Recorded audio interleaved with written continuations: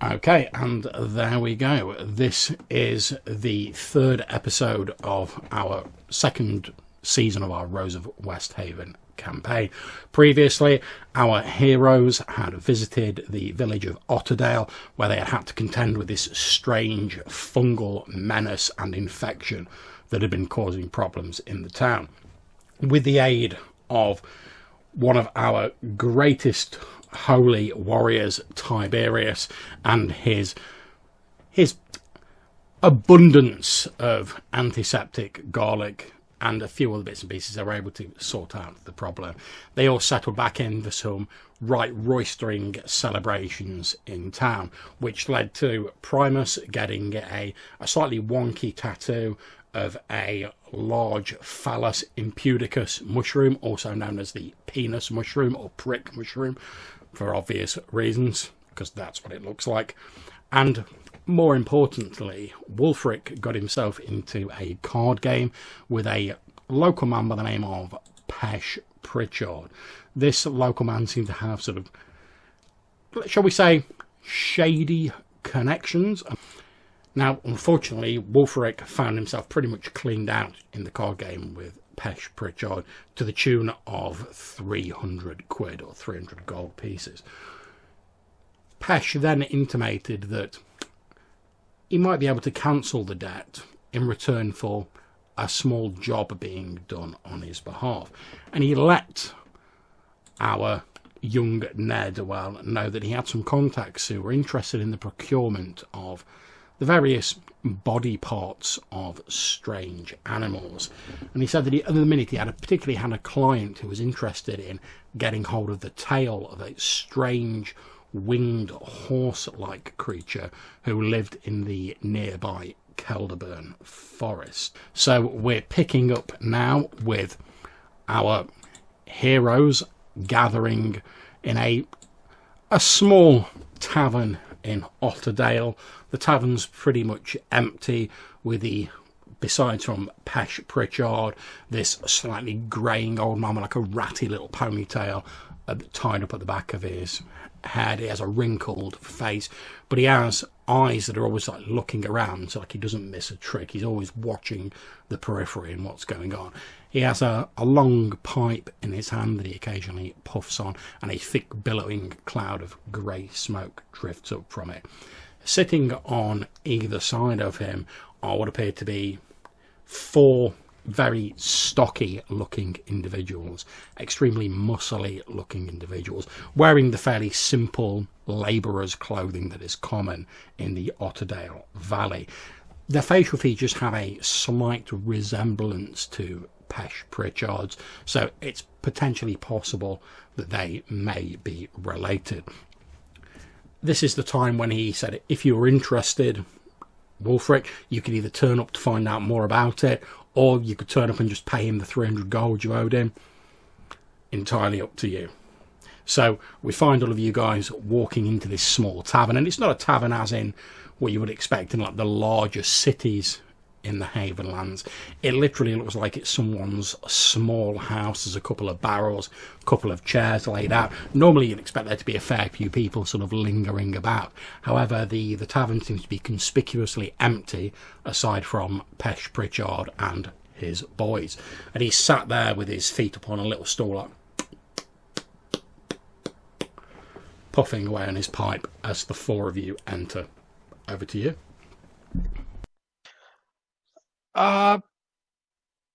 Monsieur Pritchard. Hello. A good morning to you, sir. I take it you've had time to think about my offer. And he blows a voluminous cloud of smoke. Yes, it quite turns out that the coffers do ring empty. But fortunately, there was, I believe, a secondary option one might elect to do instead. Indeed. And he says, however, I'm aware that you currently work for the church, and he crosses himself with his hand holding the pipe and says, now obviously I don't want any trouble with the church. After all, they're one of my best customers. I don't want to cause any undue trouble. After all, a young man such as yourself, and he gestures to you with a pipe, having a few drinks. If what I've heard about the exploits of yourselves and your companions recently, then the village of Otterdale has a lot to be thankful for. But so I don't take it ill against you of a young man maybe having a little bit too much fungus beer and finding himself a little over his head. However, as I'm sure you're aware, the law takes a very dim view of debts owed and unpaid.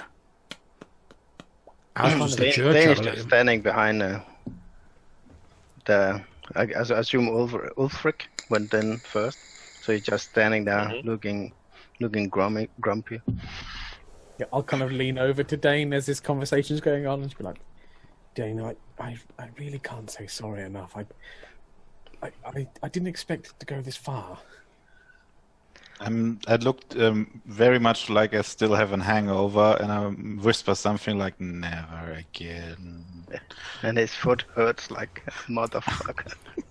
Two of the large fellows who are stood behind Mr. Pritchard, one of them sort of nudges the other one, and he like gestures in your direction with his head, and you see them both go.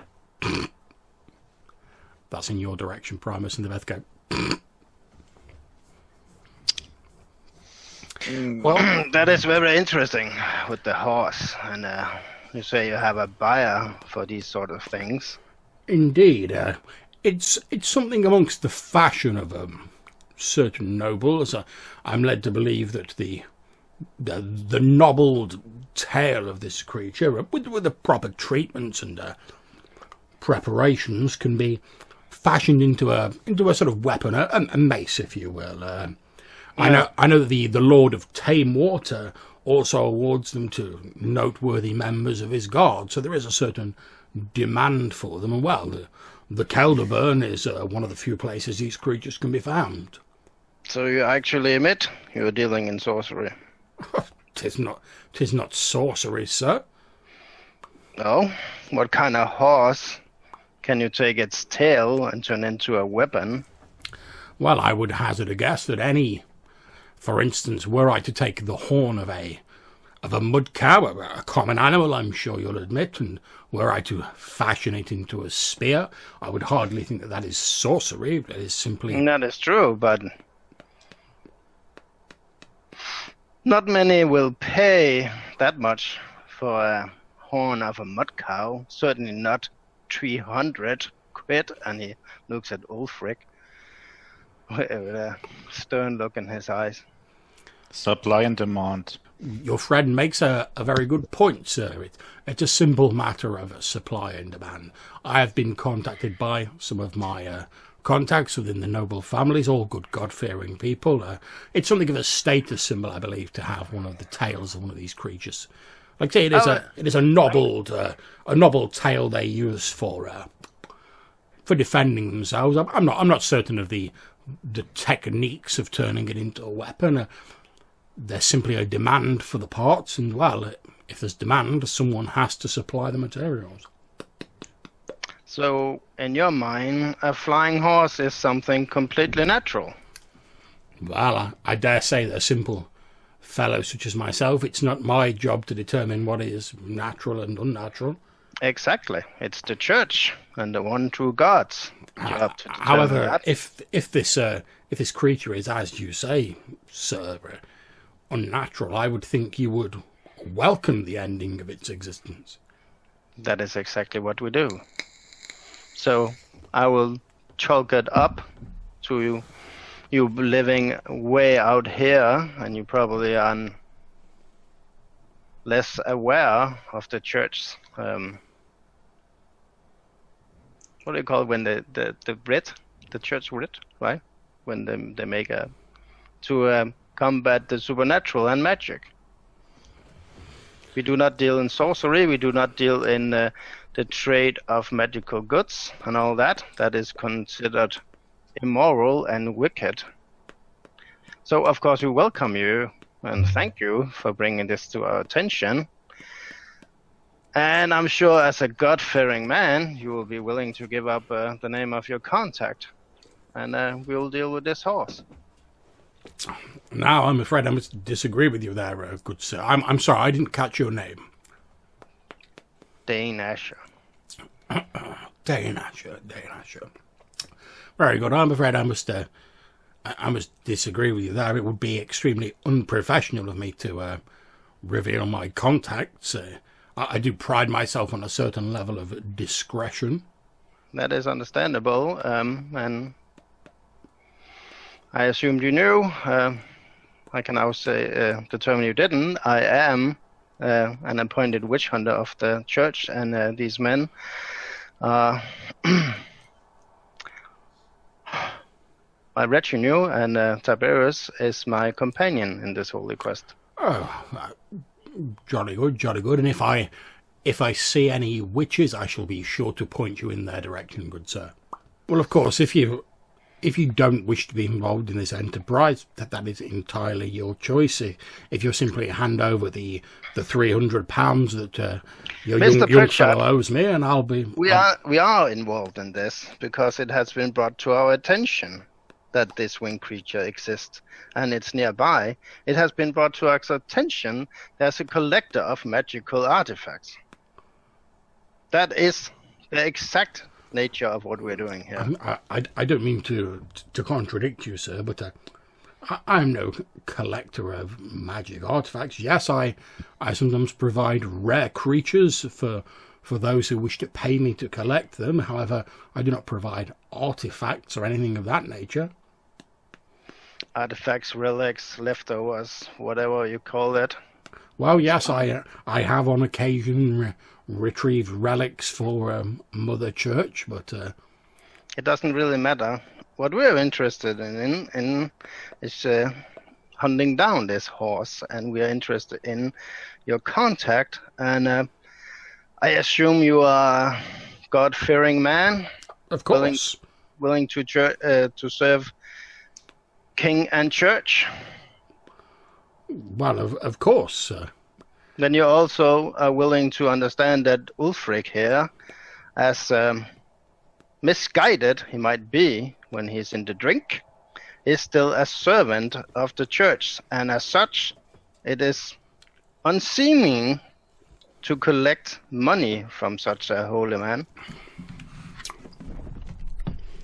I do believe I shall collect some drinks for us all, so that cooler heads may prevail. And I'll because John, you said it's empty. Yeah. Yeah. So I'll go try to find something to drink. Yeah. There's a couple of barrels with the ubiquitous local sort of mushroom ale. That Mushroom ale. Yeah. So I'll set about to filling up as many tankers as are present. So I'll just be handing them out.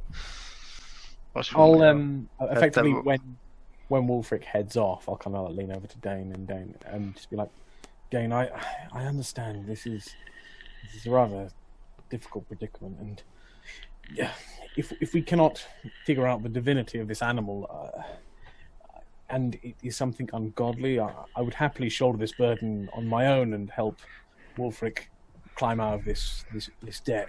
But I would very much be grateful of your help. He grumbles. Mr. Pritchard. Yes. I'm assuming you're a man of certain stature and wealth in this community. Well, I do have a variety of useful contacts, and my business does benefit the local economy. So I suppose you could say that, yes. So, if you wish to forgive young Wulfric for his indiscretions, I'm sure the Mother Church will accept this as a donation to her holy work. If not, we might need to come up with some sort of compensation. But before I have determined the nature of this, I cannot hand over any magic-related stuff. I hope you understand that goes against the wrath of the Holy Church. Well, I can see you're a good God-fearing person with a sound head on your shoulders, Mr. Asher. What say this as a counter-offer? How about you go and retrieve said beast?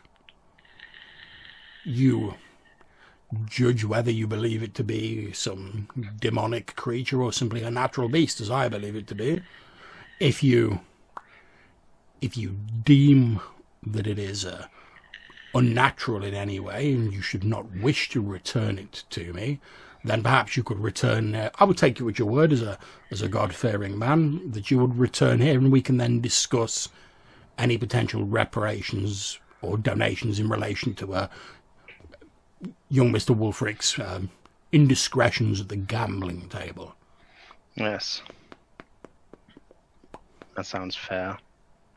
Splendid. After all, I'm a reasonable man. I would hate to have to make a big deal of this, but obviously certainly to people such as myself in a poor area like Otterdale, 300 quid is a considerable sum of money. But you originally only wanted the tail of the beast, and if I understand you correctly, you want us to provide the whole beast now? No. You misunderstand me entirely, young man. All I'm saying is, I still only desire the tail of the beast. What I'm suggesting is, if you are intent, as your friend Mr. Asher says, on dispatching said beast, I suggest that you go forth and dispatch it. If you dispatch it and then decide, oh, it's an entirely unnatural creature, we cannot possibly return the tail to Mr. Pritchard, myself, then you can return here empty-handed and we can discuss another method of settling young Mr. Wulfric's debt. If, however, you deem it to be merely a beast and you've dispatched it anyway, then you can quite happily sever the tail and bring it back to me and all debts are settled. Just out of interest, if we could manage to capture this beast, and provide it to you, would this be worth something to you? Well, I dare say that I could trade off some of the other parts of the beast for a small amount of money, but it's mainly the tail I'm interested in. I don't wish to.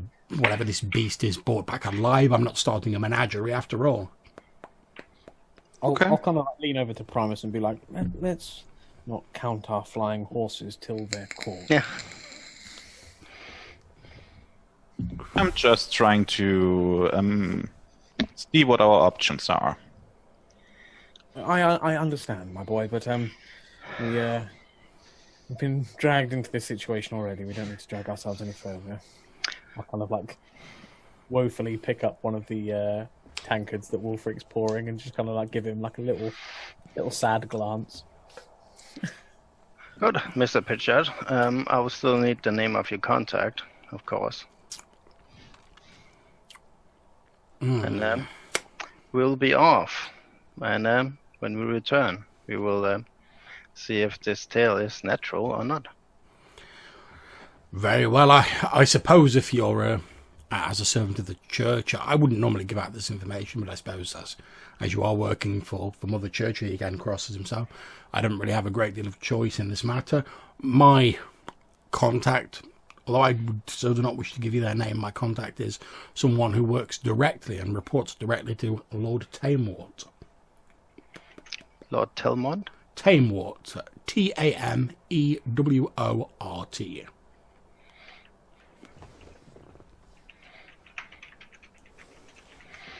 Right. Yes, it's been a ceremonial thing going back years. When he has one of his personal guards who has achieved something noteworthy, whether during life or posthumously, they award them one of these maces made out of the tails of these creatures. There's a big ceremony about it, a lot of hoo-ha from what I gather, although I've not actually been present at one of these ceremonies. But as I say, the Kelderburn Forest, the southern reaches of it anyway, is one of the few places these creatures can be found. So his people have made contact with my people, and there you are. Oh well, Mr. Pritchard. I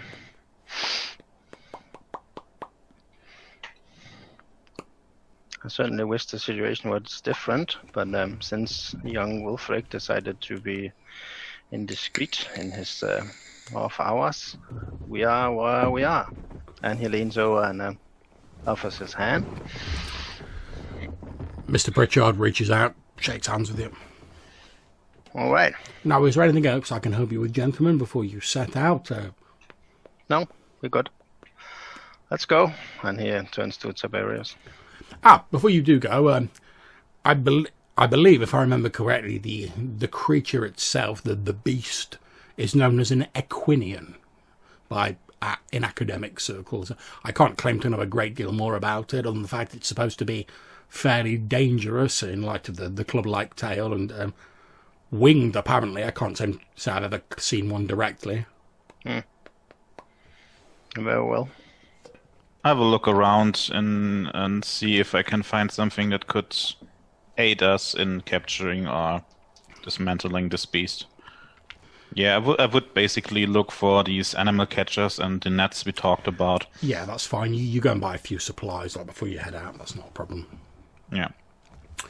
Okay, so Mr. Pritchard leaves you to your business. He seems fairly happy with how things have fallen.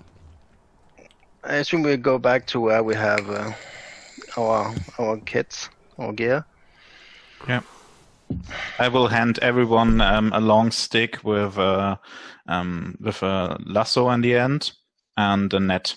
Yeah, and I'm just saying if we could keep it on the ground with these things, hopefully. Dane will ignore them. I'll take Dane's and be like, oh yeah, good thinking, Promise. These, I'm sure these are coming. Young Wulfric. I understand from your brother you attended the university. Well, I was present, yes, at the university. Did you happen to learn anything at the university? Like, Opinions may differ. do you have any idea what this Equinian might be?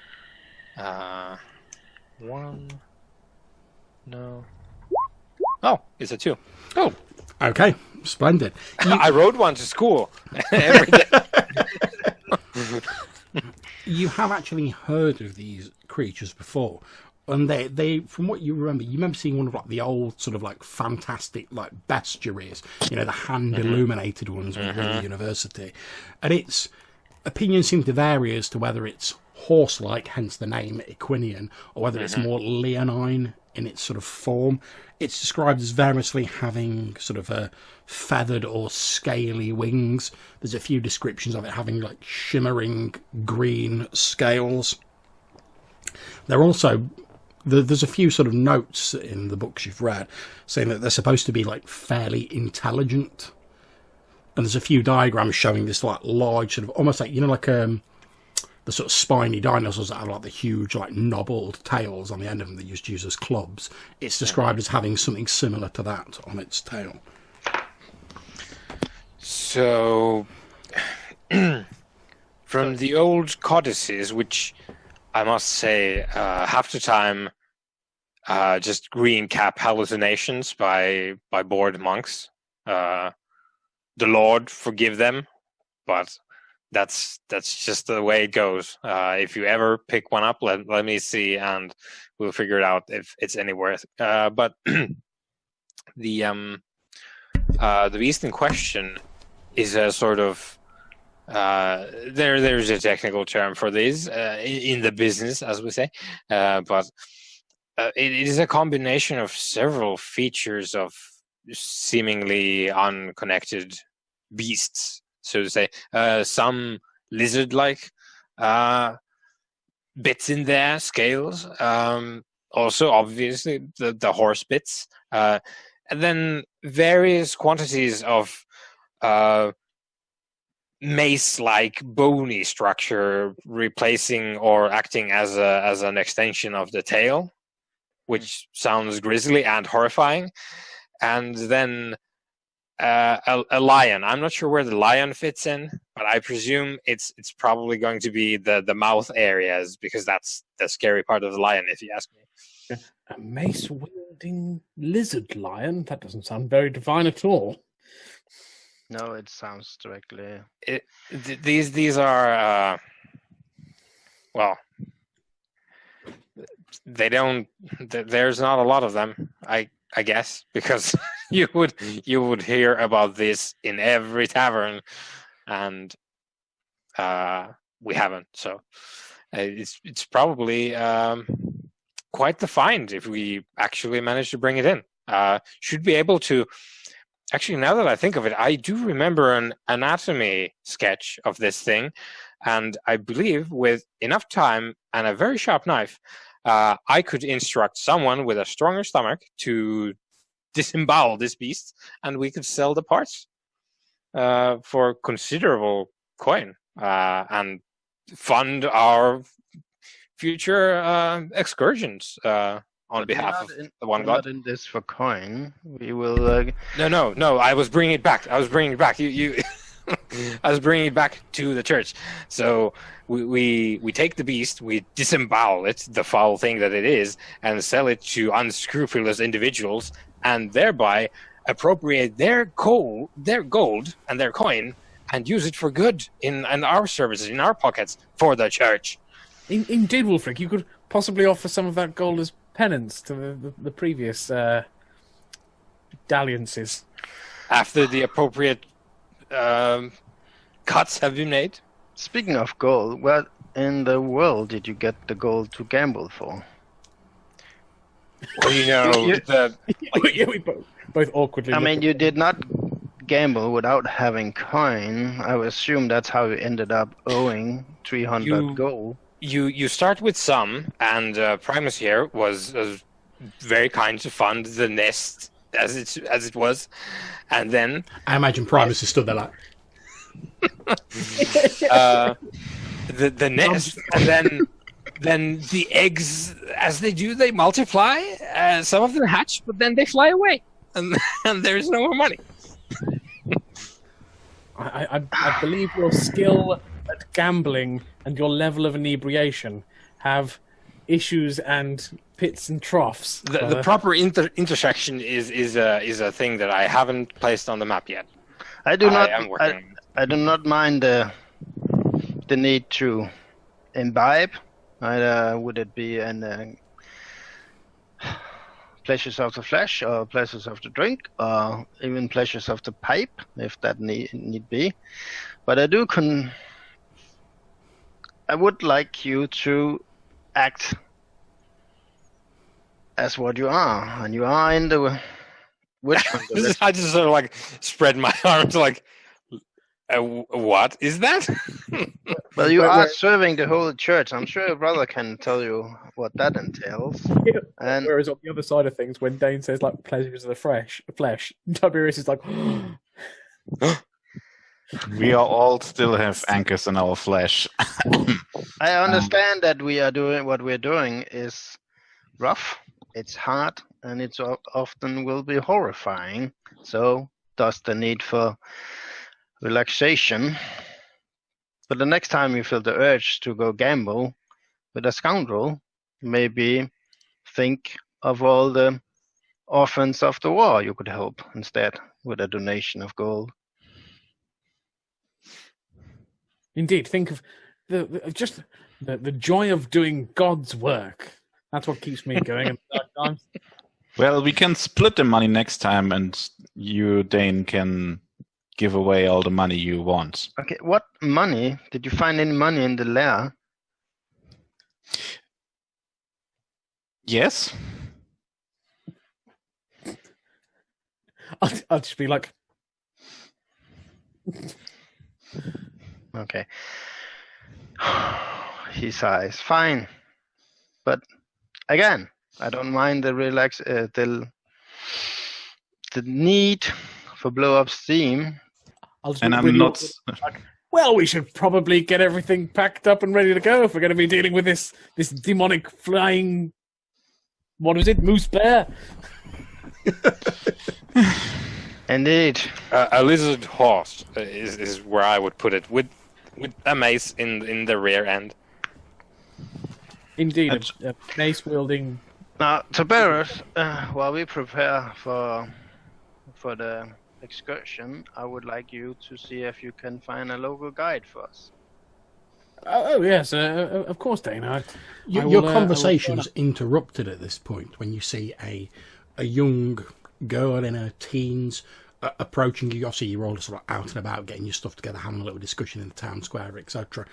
You see a young woman approaching you. You recognise Ellen Brooks, one of the daughters of Sally Brooks that you saw previously. She sees Snowy eyes, John. Yeah. Okay. She sees you all, and you notice her gaze falls on Wulfric, and her face seems to light up like the morning sun filtering through the mists.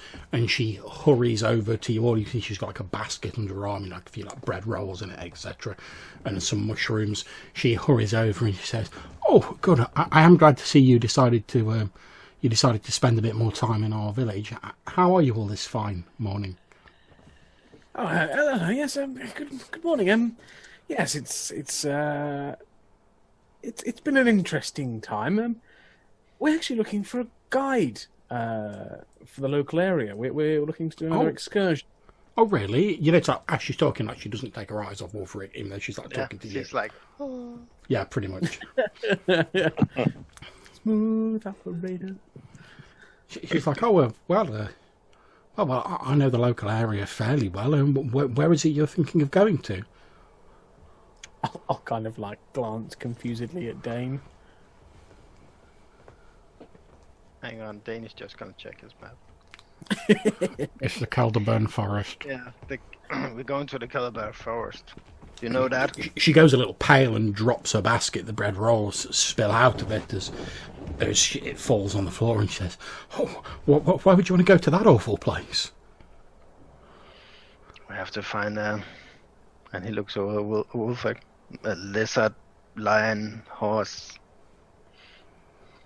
The very thing. She looks sort of like nonplussed, like she doesn't know what you're talking about. It's a beast of the most unnatural kind, my dear. Like, I don't know if it's something for a young... Equinom. Again, she looks blank, like she's never heard the term before, and she's like, Something that will resemble the devil's steed. "Oh, well, I wouldn't know anything about that, but well, if there was a place such a thing was going to exist, it doesn't surprise me that it'd be in the Calderburn Forest. And haven't you heard the legends about the place?" Sadly not. Not being local. Possibly you could furnish us with this knowledge. She says, "Well, they do say in the old days, before the Great Wall was erected between the Havenlands and Scotland, there was a great battle fought there, and there's all sorts of horrible stories about it. Apparently and she sort of like crosses herself as she's saying this. So apparently the dead don't rest easy in their graves in the Calderburn Forest. So most people who travel through it, they just follow the trade route that heads up to the castle and the Great Wall to the Midder Castle. Most people don't stray from the trade route at all if they can help it." I'll sigh a little when she's like, the dead don't rest in there. I'm like, oh. If I were you and you were travelling through the forest seeking out this devil's steed or whatever it is, I would stick as close to the trade route as you can. Very well. The trade route is clear enough to see, I take it? Oh yes, it's one of the remnants of one of the old roads. It's overgrown now, but there's still a more or less clear path. It runs into the forest at the south, and then pretty much straight to the Midder Castle and the Great Wall. If the path is that easy, Dane, possibly we could follow that. It's up to you. If we were following the paths, certainly. I don't think we'll find this equiline on the path. I think we need to go into the woods. She looks at you all and says, are you sure I can't say anything to dissuade you from going in there? After all, I would hate for anything to happen to any of you." And as she's saying this, she's like stepped a couple of steps closer to Wulfric. Well, do not fear such matters, young child. The one true God protects us, and if it's our time, it's our time, and it has been ordained. She sort of she like sticks her lip out a little bit and then says, He says, well, I'm not that young. I'm nearly at marrying age. And again, she like looks over at Wulfric with like, the big eyes. Wink, wink, wink. Maybe she has a dowry of 300 gold, so you can pay her that.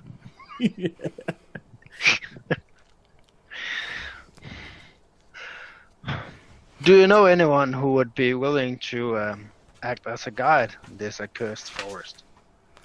Says, oh, you won't find many people who want to go in there.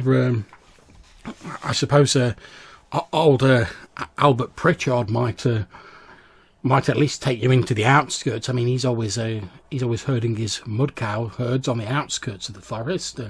But I don't know if they'll want to press further into that place. And again, she crosses herself. I don't suppose you, Primus, has any experience with living in the woods. Well, not all woods are the same, as you can imagine, and I don't come from this particular region, so I know how trees look, and I know a bit of basic survival, but I'm not sure if that is helpful in this place. Ellen nods as you're saying this, Primus, and she's like, he's quite right. It's a dark and terrible place, the Kelderburn. They do say there were all manner of godless goings on in there back in the old days. That's why you'll notice so few of us in the village go anywhere near it. We stay to the valley if we can, or at least we know it's safe here. Thanks to brave heroes like yourself. And again, she's sort of like giving the big eyes to Wulfric. Well, we wouldn't be such heroes if we didn't go into such places, would we? We need to take God's light to the darkest of places and go and deal with this. I'm quite confident, Dane, that I can read the land as though it was a book. Anything that I need to find, I can find. I like sputter into my mushroom ale, and just like you can just see just biting my lip to not go like so, not at all. At this point, Tiberius, can you please roll me a d20 and let me know if you get equal to or below your charisma? Yeah.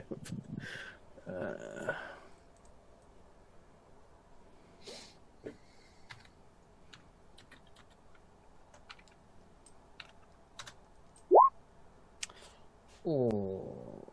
I'm guessing no.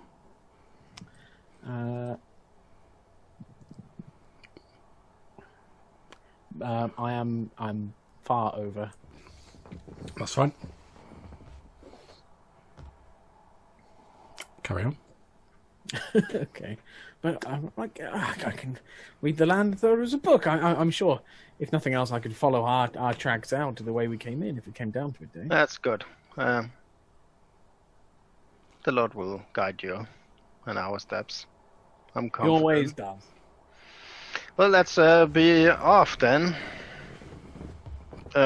John, what time of year is it? Actually in January, so it's the start of a new year. It's still sort of fairly wintry. Oh, sweet. So it's the worst time to go. You might also say it's the best of times. Okay, so has snow fallen? Is it still snowy or? We're at north, aren't we? Indeed, snow is falling sort of on and off. There's occasional flurries of it. There's not like deep snow at the moment, especially because you're in this valley and it's quite sort of hot in here and moist and sort of like the mist hanging over everything. But you certainly know that like the more you head out of this valley onto the sort of like the higher ground, the deeper the snow will be getting. It probably won't be too deep in a forest because you've got the tree cover, etc. It's not forest burning time of year, unfortunately. Yeah, it's out of season for that.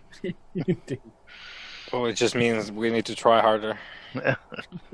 Obviously, that will make it easier in some sense for you to find tracks, Tiberius, if you're like in the open. But if it's like a long ago track, it'll make it like more difficult because snow will have fallen and obscured it. So recent tracks, more easy for you to find. Older tracks, more difficult. Okay, I so assume since we arrived here when it was already cold that we all have weather-appropriate clothing. yeah, that's absolutely fine. Okay. All right. Well, let's be off while we still have some daylight. How long does it take to get in the forest and searching there? Because we maybe need rations. Well, you can, if you look at the hexes on the map, you can effectively travel like one of those a day. Okay. But we are still in the hex. You're basically just on the very like outskirts of the forest at the moment. Okay, so a day or 3 at the most. Yeah. Yeah, I mean, it'd take you like a couple of days to like travel across the forest. But obviously, that's assuming you just travelled straight across because you guys don't know like, where you're going to run into this thing. We need 1 ration per day. That's correct. Per person. Yep. Hello. There is a tent in the equipment. How many person can sleep in such a tent? I would say you could fit 4 people in it. Okay. Great. Well, then we're good. I bought more rations, so I've got 10. Okay. So, now, obviously, you can see where you guys are on the map. I presume you can see the grey line running through the Kelderburn, which is like the trade route, running up to the Midder Castle. Now, obviously, in terms of like getting lost while you're wandering about, if you're following like a natural feature or a road or something like that, or like the Kelder Water or anything like that, you run no risk at all of getting lost. However, in order to get to the trade route, you'd have to either head into the forest and know where it is, which you know roughly at best. So you'd like run the risk of getting lost trying to get to the trade route, or you're going to have to head sort of round the outskirts of the forest until you come across the trade route and then head in following the trade route. Or you can just be like, you know what, fuck it, we'll be right, and like head into the forest. There are no people living in the forest itself, correct? Not as far as you're aware. Is there anyone, did we encounter anyone who thought he would have seen such a creature? Because if we just searched the whole forest, it would take ages. Well, it's difficult to say because obviously you've not really been walking around sort of saying to everyone you come across that. You've seen a lizard horse with wings. You've not heard anyone mention it as you've been like walking about. Certainly Ellen Brooks, who you've just spoken to, didn't seem to like have any sort of recognition on her face when you mentioned it. She was just sort of like, oh, there's ghosts in them there woods. As we've been in this village a little while and we're getting to know some people, like I'm sure I remember like there was a more burly guy who was sorting out the cheese for the party or whatever it was, and a few other handy people. Is there anyone particularly, now we've been here a few days, we could recognise as a more travelled / switched on person for the area? Okay, obviously, you know, there's Norman Brooks, who is like the alderman of the village. There seems to be like a few main families in the village. You know that you met Albert Pritchard, who was suggested as a guide. He was the fellow you met where he was like the mud cow herder you met when you first on your way into the village. There's a few other sort of generic villagers that you could potentially ask. Like you say, a few of them you saw sort of like putting out cheese, bread for the celebration, stuff like that. I would suggest we split up and ask as many people as we can before going there. If nobody saw this thing, then at least we know that we don't have to look at the trade routes. Mm-hmm. Yeah, we just kind of like head off in 4 different directions in the village. Yeah. Okay, that is absolutely fine. Okay, so can you all please roll me a d6? Oh. A 6. 3.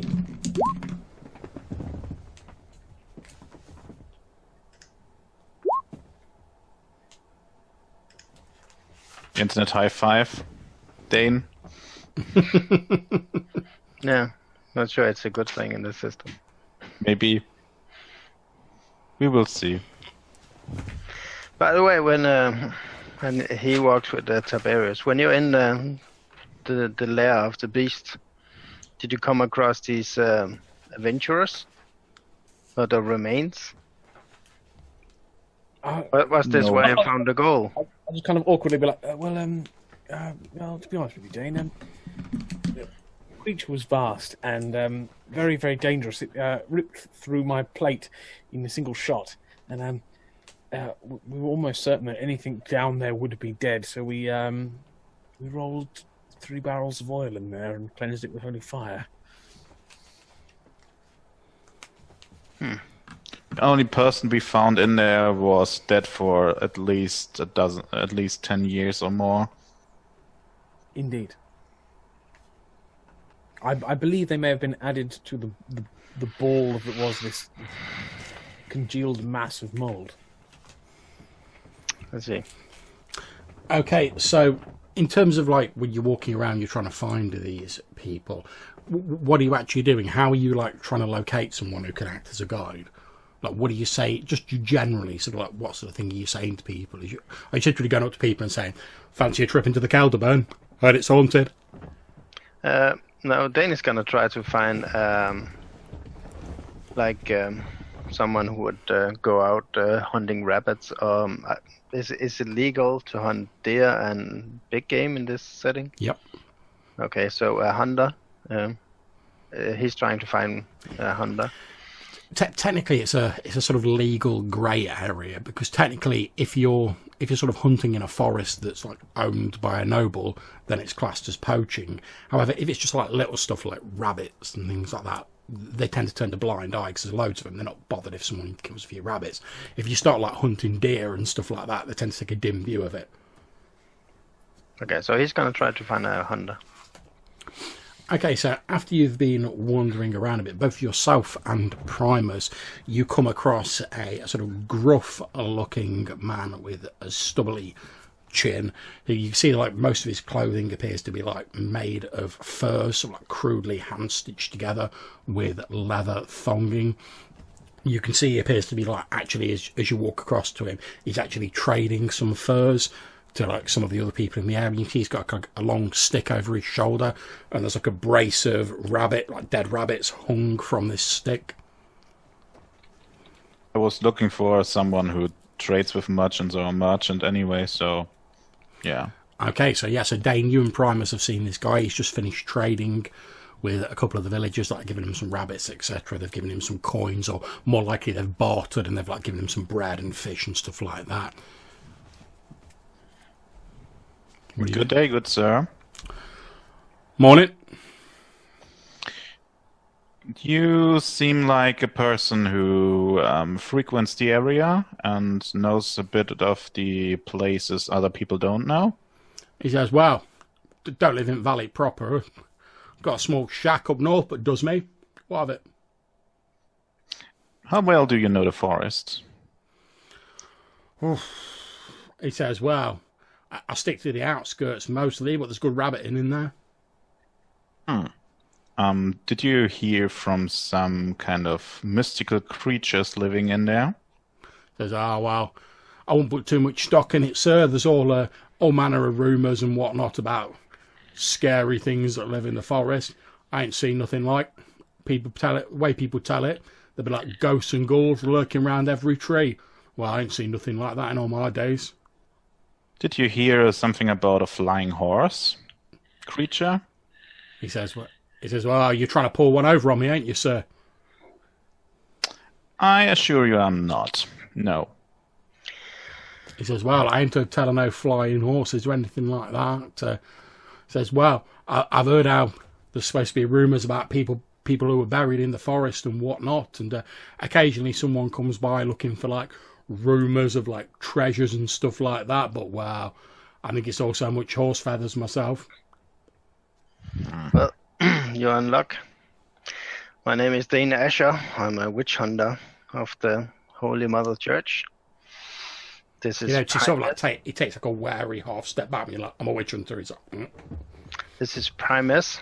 He's in my retinue. We are going into Calderburn?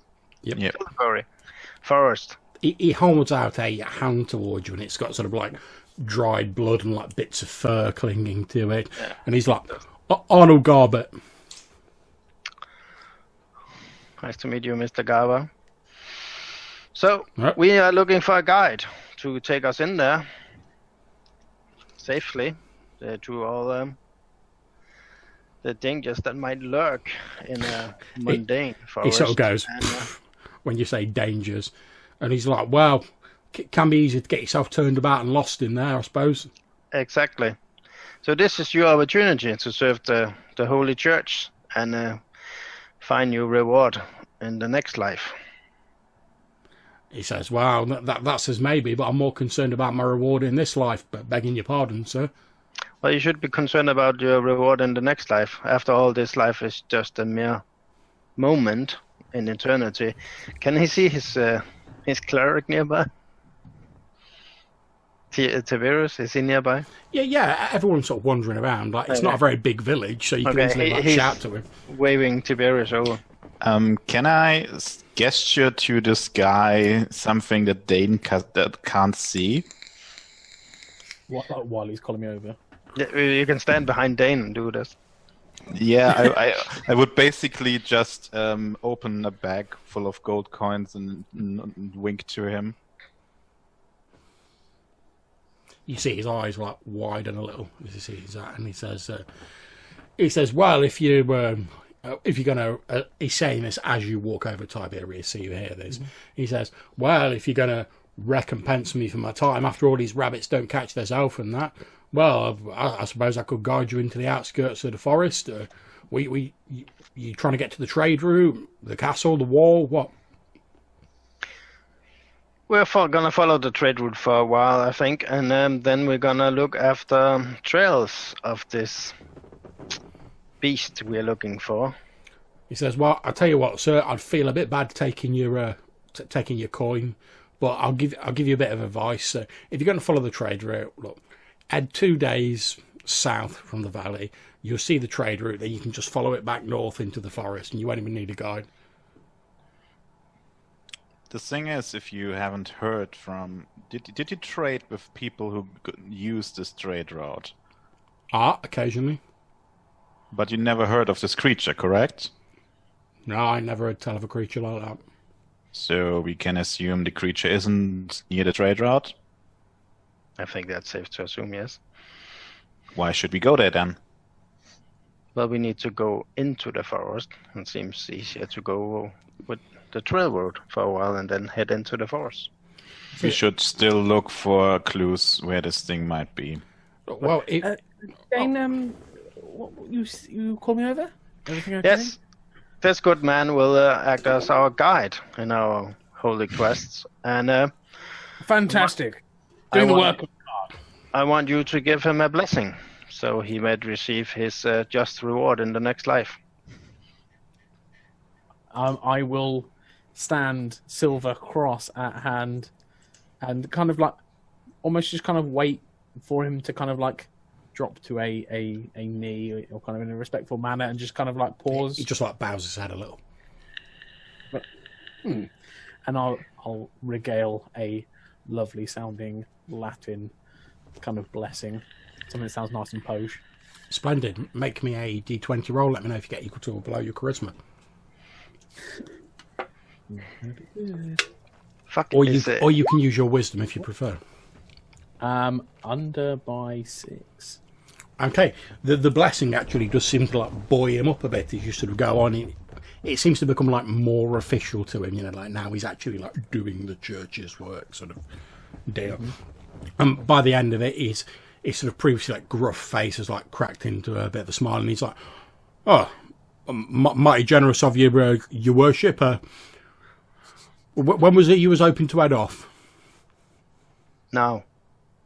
Yes, as soon as possible. I believe this creature needs to be struck asunder.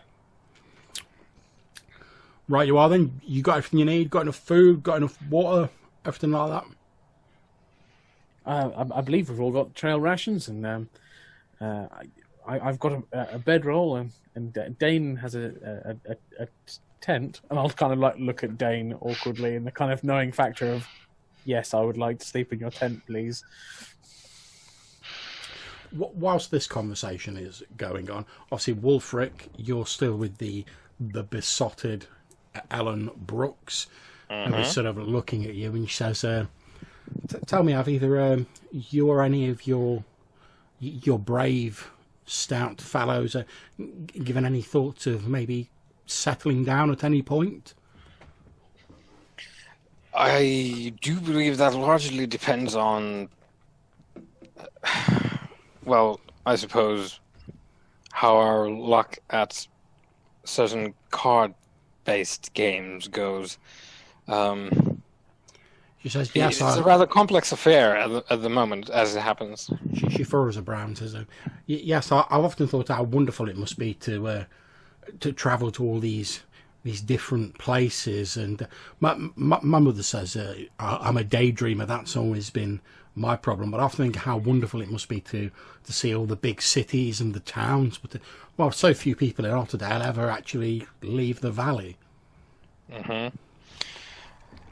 Of the big cities, much can and has been said by both scholars and poets. I wouldn't know about that. I've. It's so rare we get news of the outside world in the valley. Mm-hmm.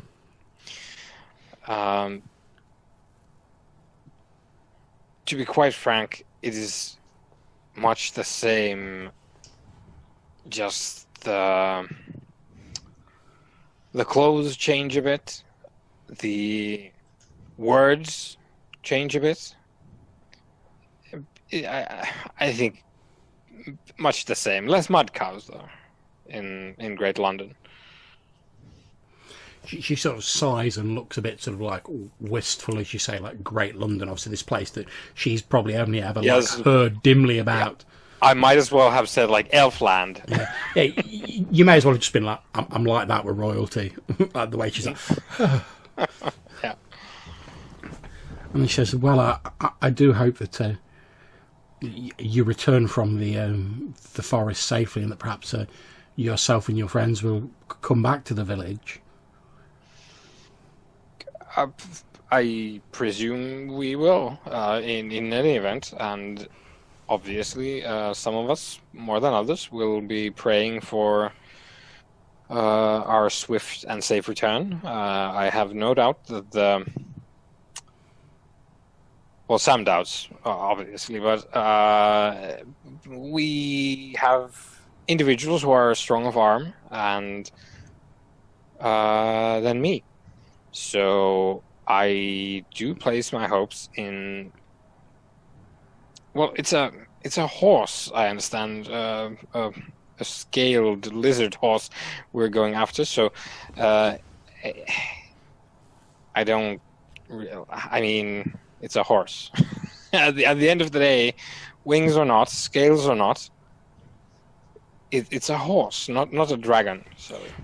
She puts her hand gently on your arm and then says, well, I do hope you'll all come back safely. And she reaches and she sort of picks up a basket. She takes like a loaf, like a bread loaf out of it, and she presses it into your hands and says, something to fortify you on your dangerous journey. But I see your friends are gesturing to you. I should let you be on your way. And then she starts to turn away, turns back, leans up, gives you like a kiss on the cheek. Her face immediately goes bright red, and then she sort of hurries off, looking quite embarrassed. Yeah, I don't know. Like it takes me a while to process that happened. John, is this a fresh roll? Yep. Because we don't get a lot of that on the road.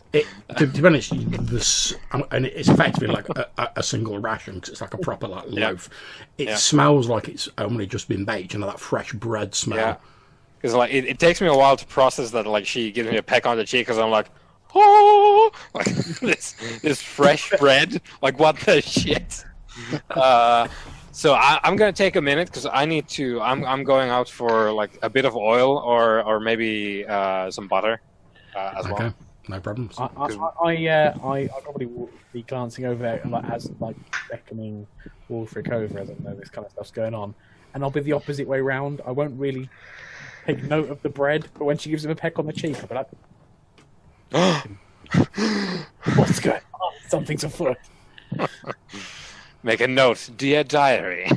You see this. My brother is a dirty, dirty boy. You see this young girl, Ellen, like her cheeks fairly aflame with this bright red colour, sort of like hurrying away with her basket, sort of heading back towards. But you presume her home, which you know you visited previously, is on like the outskirts of the village. She pauses briefly, looks back in Wulfric's direction, and she shakes her head and like, hurries off, still, like her whole face sort of now like, glowing. I'm like torn between like, no wait, and then like also this bread, this bread though. It's like, oh, that kiss from that young maiden was amazing. This fresh bread though. I'll walk to intercept Wulfric before he gets to Dane and Primus as well. Okay, go for it. Oh, Wulfric, Tiberius, we need butter. No, look at this. I've got to ask, and I do feel so very ashamed, but you didn't charm her, did you?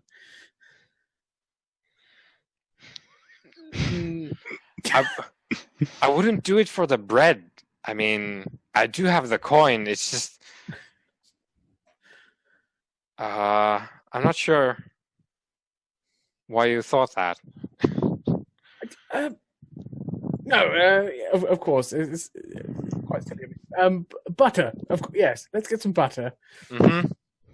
Yes, I think we should. Okay, so I presume like we go and like find like a stick of butter. Yeah, and I'll regale the fact that we found a surly hunter that I've now became a holy surly hunter that's going to take us off into the woods. Yeah, and we're having a feast, a la loaf. Indeed, with the various butter and the bread that you've got off Ellen, effectively you won't need to deduct a ration for like the first day, because you'll all be able to like share that out. Yeah. And with Arnold Garbett, who's still got like a few of his like rabbits to like throw in the pot and go with it, effectively your rations for like your first day of travel are like dealt with. You don't need to deduct any of your personal rations. Oh, rabbit sandwiches. Rabbit on toast. Rabbit stew in a loaf. Boil and mash them, you know, the whole thing. Okay, so Dane, as the leader of the group, which direction are you wanting to head in on the map? I assume west. To go into the... hang on, is there a legend somewhere? West is to the left, I'm right east here. to the right, north's up, south's down. Yeah, then to the west. So to there, sort of. Can you ping it again? Wait, it's just where I've moved the red pin to. Okay, yeah. Okay, that's fine. So on the first day of travel, all your rations are taken care of. That's absolutely grand. Now, obviously, since you're the caller/leader, Dane, I'm going to ask you to make a roll to see whether you get lost. Normally, there would be a 10% chance of this. However, since you have a guide, there is only a 5% chance. So, D100? Yep. If you get anything other than a 1 to 5, you're grand. We're grand. Okay, not a problem. So you're heading through the Calderburn forest with this Arnold Garbett, this gruff hunter who seems to like have warmed up a bit, and he's sort of chatting to you all a bit more now. Now he's received this blessing, you know, he feels like he really is doing the church's work, and he's become a little bit more friendly to you. He shares his rabbit with you, etc. You travel for a day west into the Calderburn forest. As you start heading into the forest, it gets very dark as you move in, even though it's still fairly early on in the day. The thick foliage above seems to block out much of the sunlight, although the snowfall is greatly lessened here because of the overhanging foliage. You think it'd be fairly easy for you to like track stuff in here in Tiberius. As you're heading inwards, you notice that it seems to have got like, even though it's winter and it's cold everywhere, since you guys have got used to the almost temperate climate of the valley, it seems to get a lot colder as you move out of the valley and into the Calderburn. But you're all prepared for this sort of northern weather, but you all like pull your clothes a bit tight around you. You can see that Arnold Garbett sort of like pulls his furs and wraps them around himself a bit tighter. As you walk in, you notice that the sounds of the valley, the people talking down the village, the flowing of the little Calder slowly fade away, and you just hear the occasional sort of tweeting of birds, leaves falling, sticks cracking as you walk along. You can see there's odd sort of like little trails here that obviously been made by like game, etc. You can see that Arnold Garbett appears to be like following most of those. In fact, he chats to you a bit as you're moving along, saying that he tends to follow these trails when he comes in. Although, like I said, it's very easy to get yourself turned around if you don't know what you're doing. But he's like guiding you through the forest. That is all absolutely fine and dandy. So I'm going to ask Dennis now, if you'd please make me a random encounter check. So would you roll me a d12? Oh, this is gonna be good. Bring on them banditos. Okay, that's absolutely fine. The morning passes fairly uneventfully. Could you make me another roll for the afternoon/evening? Sure. Absolutely fine. The afternoon passes uneventfully. You're trudging through this forest. You can see what Arnold was saying about it being very easy to get lost in here, because literally once you're out of sight of the sort of edge of the forest, whatever direction you look in, it's like thick trees. It will be very, very easy to lose yourself in this forest.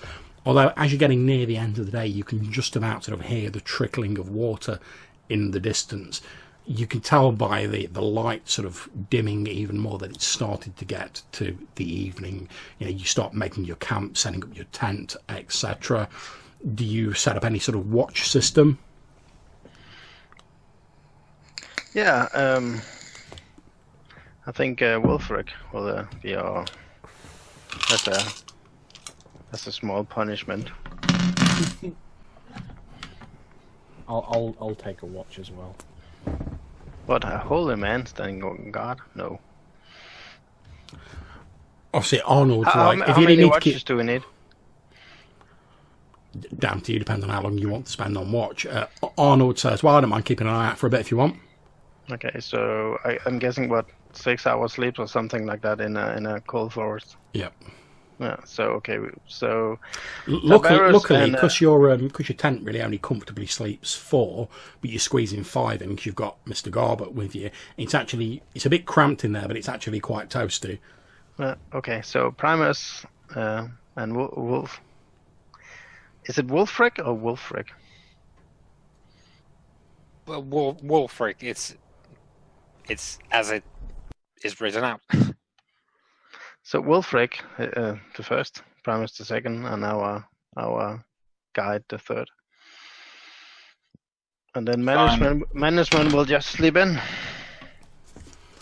Okay, so Nice and toasty.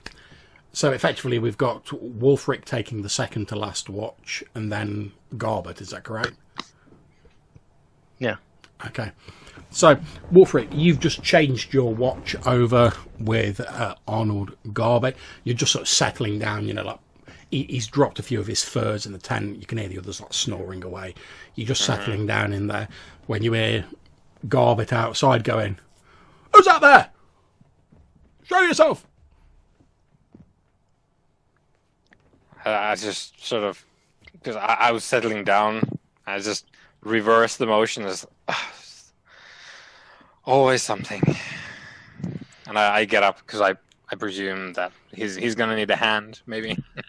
See, as I kind of like Wulfric's like tiredly getting up, Tiberius will kind of like excitedly get out of bed in kind of terms of like danger. Yeah, in full flight mail, just like, ha, danger Springs time. up. No, probably pants. To be fair, Yeah, any of you, So, like, any of you want to thought. wake up, you'll have heard Garbett shouting. As you're the first out, Wulfric. You can see he's there with like his pole that he had the rabbits on. He's sort of holding it out in front of him. And as you follow his gaze, just sort of like behind a couple of trees, you can see what appears to be this sort of gauzy-looking white figure that seems to be like moving between the trees. Occasionally, like a stray shaft of moonlight filtering through the foliage catches it, and you see this like white sort of cloth moving about as this figure's moving behind the trees. Garbett's like, "Come on out of there, show yourself!" I grab my net and the animal catcher. What about you, Wulfric? You're the first out.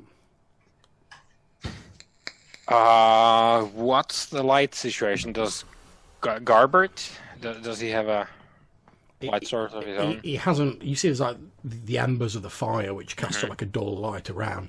He's not got like a lantern or anything. You can see he appears to be like squinting his eyes. You can just about see sort of like a bit of moonlight coming through.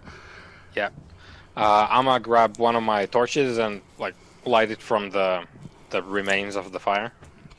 Yep, the torch flares up as you put it in the fire, and as you sort of swing it round and hold it out, you stood next to Garbert, who's like holding his stick out like a spear, although it's blatantly not a spear, it's a stick. Yeah, and I'm sort of like pointing the torch where Garbert apparently sees someone. As you point the torch out, you hear a voice say, "Oh," you hear a familiar female voice say, "Oh, please, I didn't mean any harm." And as you hold the torch out, you see the familiar form of Ellen Brooks. Sort of wearing a simple white dress that stood just beyond the tree. She's like, and I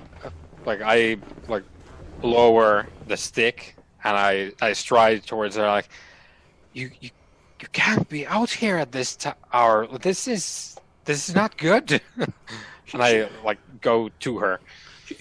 Obviously, the rest of you are sort of wandering out, but now you see this scene going on. She's like, "Oh, I'm sorry, Anna. It was only a foolish fancy, but I just couldn't bear the thought of you going into this evil place." Oh, okay. You can all hear Dane groan in the background very loudly. John, does she? Am I out of the tent, or am I still? Yeah, you can come out of the tent. That's fine. You're there in your long johns. Yeah, burst out my long john. See her kind of like look adequately embarrassed, but still on guard. Yep. That's fine. Looking at her in a white dress in the cold, does she look notably chilly, John? She does look quite cold. She's shivering a little bit. Yeah. Okay. Good call. I thought maybe I was gonna get blood sucked, but no.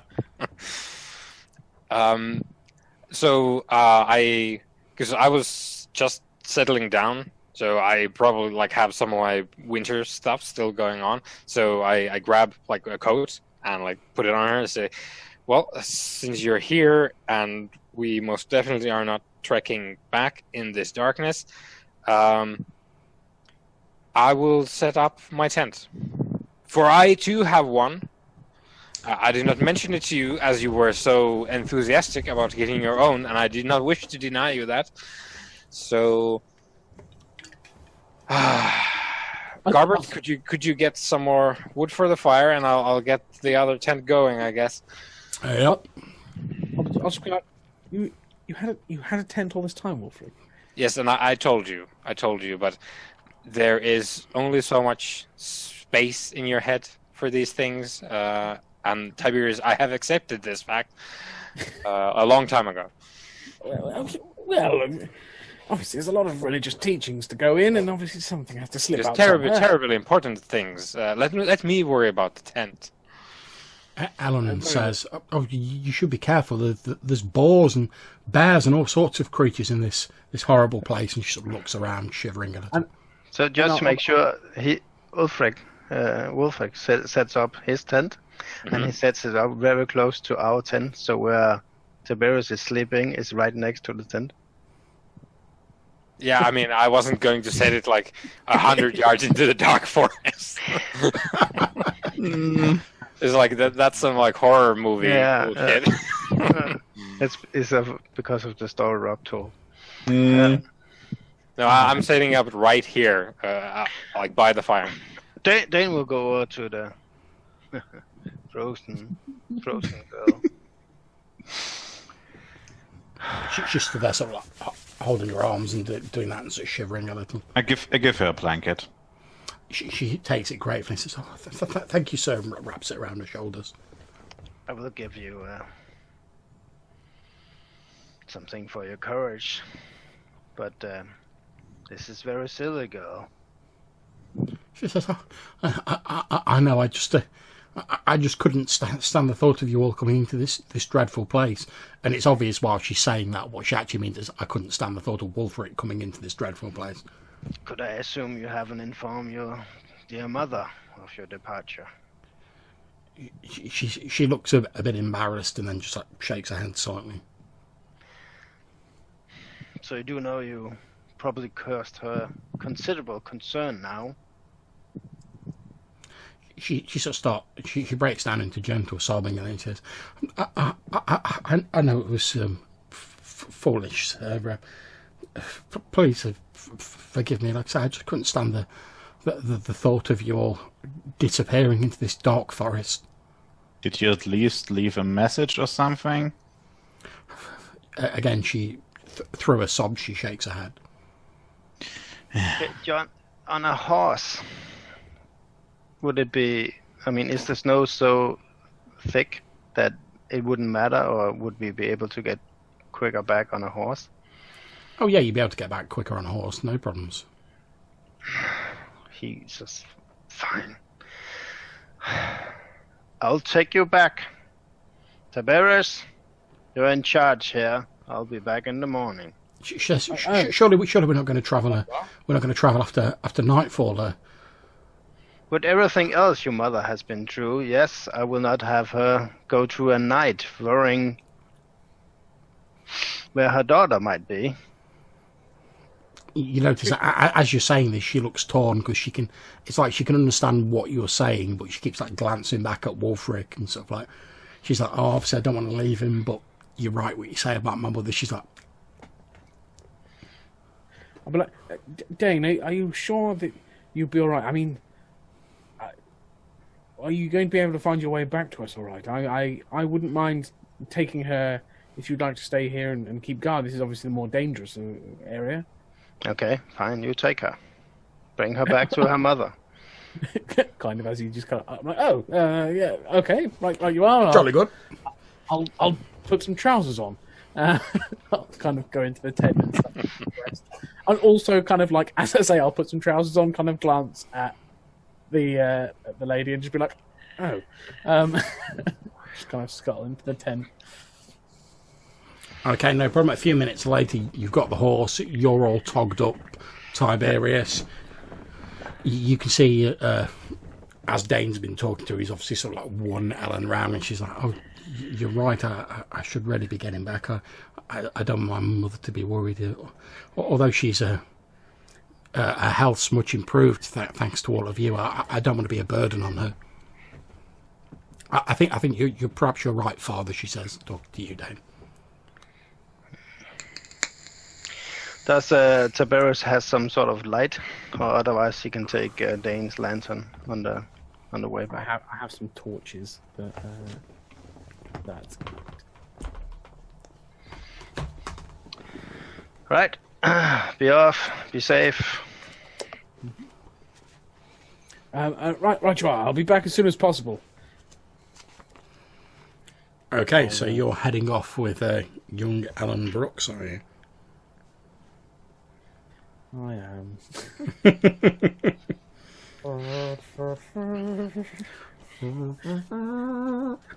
They were never seen again.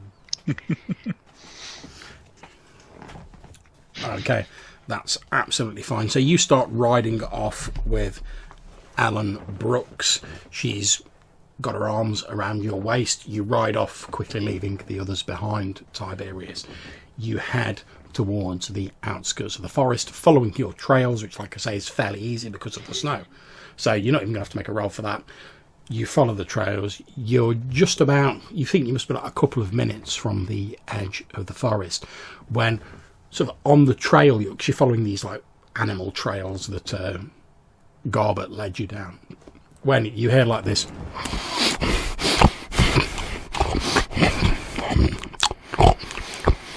coming from like just round a tree up ahead. Well, I'm assuming it's not a lorry driver eating polos. So kind of like woe the horse and just be like, stay very quiet. Just kind of like you don't hear anything said in response from behind you.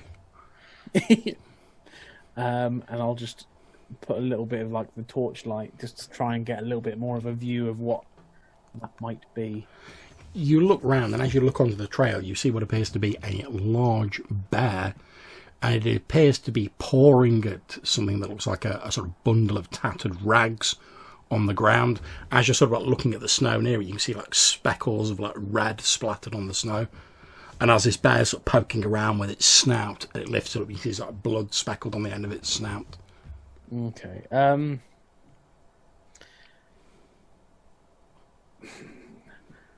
I will ride out, not close to the bear, but just so I'm out on the trail and can see what it's eating. Okay.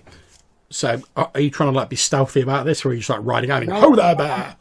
I'm kind of trotting out, kind of safe in the knowledge that my horse can probably outrun the bear, and the bear is currently eating, so hopefully it won't be as aggressive. Okay, you ride out on the trail on your horse. You see, as you get closer, there appears to be a twisted human figure. You think it's a human figure. It's difficult to tell because this bear's like mauled it. It appears to be someone wearing like sort of white, like ragged clothing, but it's been like torn to pieces. There's like blood everywhere. The bear appears to be like eating it. When you say white tattered clothing, John, do you mean like a dress? Yeah, it could be. It's difficult to tell.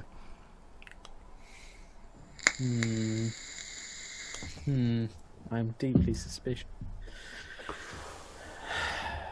I will attempt to make some kind of like whining noises and fan my torch at the bear to see if I can get away. Okay, you wave your torch in the direction of the bear. It gives like a noise, and then sort of seeing you like moving towards it, being quite like an imposing silhouette on the horse, waving this torch, it slowly turns around and like trots off deeper into the forest. Okay, I will ride up to what it was and try and get a better look.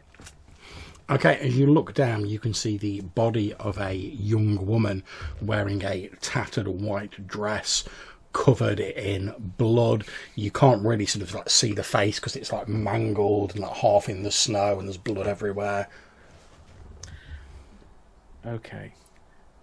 John, would the white dress look exactly the same as the one the young lady behind me is wearing? Difficult to tell. I mean, it's like a generic peasant dress, and this one's been torn to like ribbons. Obviously, the bear's been like pawing at the body with its claws. I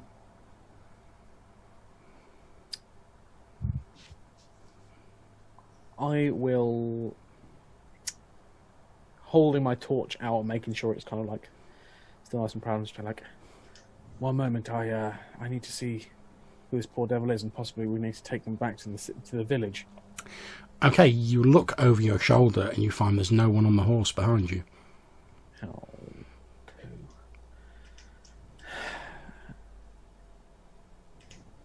I'll probably have like a minute or so of just kind of confusion and solemn understanding. Mm-hmm. Just to myself, I just stood there with a torch burning, and having dealt with nasty wounds and stuff before, try and look at the body to see if I can confirm what I suspect. Okay, you sort of like lift the remaining part of like the face out of the snow sort of as gently as you can, and as you turn the face over, it does indeed look like the face of Ellen Brooks. You can see, like, because it's been lying in the snow, the skin has like a bluish hue, and there's a look of sort of fear and horror like etched permanently on her face as she's died, no doubt killed by this bear or perhaps something else, you don't know. I will close the eyes of what's left of them, and first off say a little prayer. Okay. Something along the lines of sending them to rest and kind of making sure they go to God, being really specific about that one. Okay. Like, go to heaven. Don't be here. This is strange.